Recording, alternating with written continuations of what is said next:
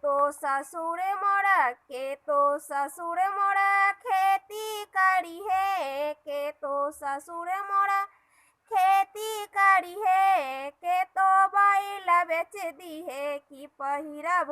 बादल रंग हो चुनरिया चुनरी केतनो गजबी काय कि पहिरब बादल रंग हो चुनरिया चुनरी केतनो गजबी काय। के तो देवर मोरा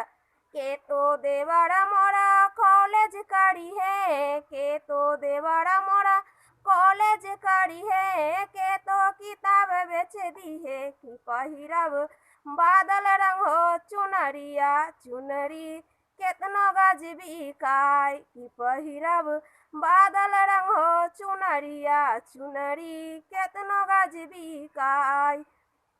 के तो स्वामी मोरा नौकरी करी है, के तो स्वामी मोरा के तो स्वामी मोरा नौकरी करी है, के तो नौकरी छोड़ी जाए कि पहिरब बादल रंग हो चुनरिया चुनरी केतनो गजबी काय कि पहिरब बादल रंग हो चुनरिया चुनरी केतनो गजबी काय।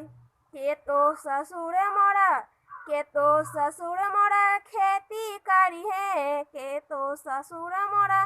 खेती करी है, के तो बैल बेच दी है कि पहिरब बादल रंग हो चुनरिया चुनरी केतनो गजबी काय कि पहिरब बादल रंग हो चुनरिया चुनरी केतनो गजबी काय कि पहिरब बादल रंग हो चुनरिया चुनरी केतनो गजबी काय।